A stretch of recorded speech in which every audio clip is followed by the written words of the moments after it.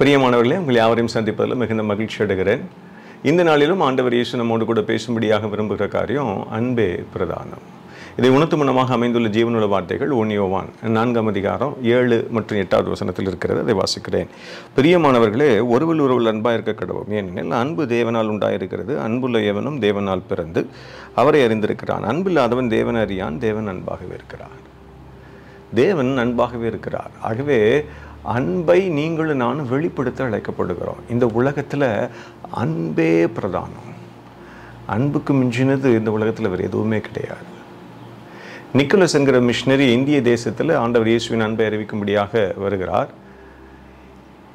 இந்தியாவில் இயேசுவை அறிவிப்பதற்கு இந்திய மொழிகளை கற்றுக்கொள்ள வேண்டிய அவசியத்தை உணர்கிறார். கற்றுக்கொள்ளும்படியாக தன்னை தாழ்த்துகிறார். அப்படி கற்றுக்கொண்டிருக்கக்கூடிய வேளையில் காச நோயினால், டியூபர்குலோசிஸ் என்கிற டிசீஸ்னால் பாதிக்கப்படுகிறார். அதற்கு ட்ரீட்மெண்ட் கொடுக்கக்கூடிய இடத்துல அவர் அட்மிட் செய்யப்படுகிறார். அங்கே நிறைய பேஷண்ட்ஸ் இருக்கிறத அவர் பார்க்கிறார். வித்தியாசமான நோய்களோடு தேவைகளோடு மக்கள் அந்த இடத்துல இருக்கிறதை பார்க்கிறார். அதிகமான இருமல் இவருக்கு இருக்கிறபடினால வெளியே செல்ல முடியாது. அங்கே வைத்தியம் பெற்றுவிட்டுத்தான் அவர் வெளியே வர முடியும் என்கிற சூழ்நிலை உருவாகிவிட்டது.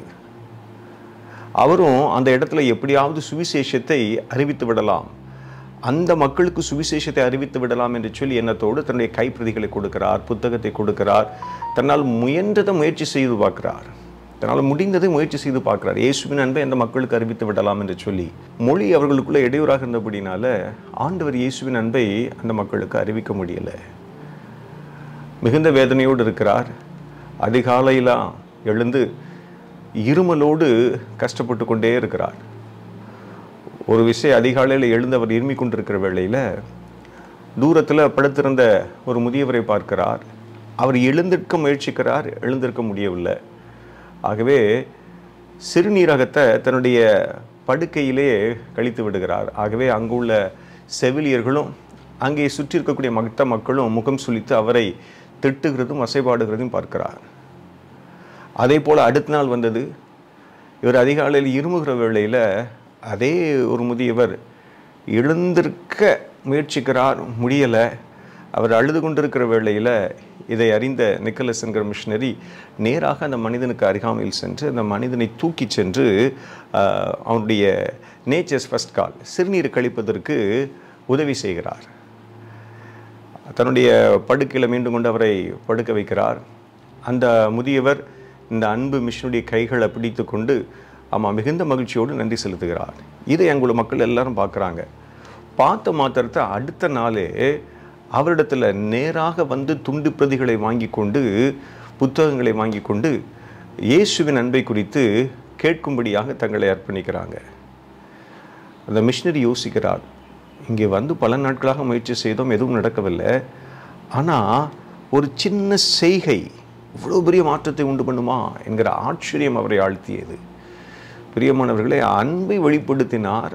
அந்த அன்பின் மூலமாக இயேசுவின் அன்பு விதைக்கப்படுகிறது. நீங்களும் நானும் வாழுகிற இந்த உலகத்தில் அநேக நேரத்தில் அன்பை காட்டுவதற்கு மறந்து விடுகிறோம். ஒருவேளை நமக்கு படிப்பு இருக்கலாம், புகழ் இருக்கலாம், பணம் இருக்கலாம், அழகு இருக்கலாம், ஆஸ்திகள் இருக்கலாம், அந்தஸ்து இருக்கலாம். ஆனால் அன்பு இல்லாமல் போகுமே ஆனால் ஒன்றுமே இல்லை என்று சொல்லி வேதம் நமக்கு கற்றுக் கொடுக்கிறது. அன்பு, நம்பிக்கை, விசுவாசம் இவை மூன்றும் இந்த உலகத்தில் இருக்கிறது. அதனால் அன்பே பிரதானம். பிரியமானவர்களே, அன்பே பிரதானமாக இருக்கிறது. இந்த அன்பை வெளிப்படுத்துகிறோமா? அன்பின் ஆண்டவராக இயேசு இந்த உலகத்தில் அன்பை வெளிப்படுத்தும்படியாக தன்னையே ஜீவ பலியாக ஒப்புக் கொடுக்கிறார். தன்னையே பலியாக ஒப்புக் கொடுக்கிறார். பிதாவாகிய தேவன் உங்கள் மீதும் என் மீதும் அன்பு வைத்தபடினால் ஆண்டவர் இயேசுவை தருகிறார். பரிசுத்தாவிய திரியேக தெய்வம் உங்களோடு என்னோடு நம்மோடும் இருந்து உங்கள் மீதும் என் மீதும் அன்பு வைத்து வழிகாட்டுகிறார்.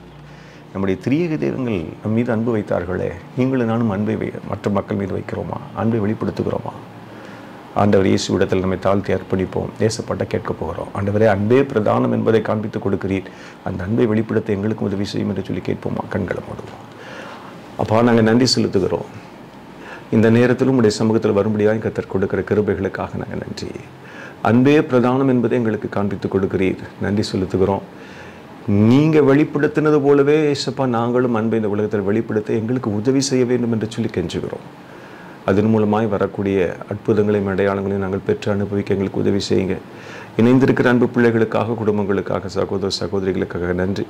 ஆவி ஆத்மா சரீரத்தில் என்னென்ன தேவைகளோடு இருக்கிறார்களோ ஒவ்வொரு தேவைகளும் இப்பொழுதே சந்திக்கப்படுவதாக. ஹீல் தம் ஓ லார்ட். சுகப்படுத்துவீராக, பலப்படுத்துவீராக. சேகரபடினால் நன்றி. இயேசுவின் மூலம் ஜெபிக்கிறேன். ஜெபங்களும் எங்கள் ஜீவனுள்ள நல்ல பிதாவே. ஆமென்.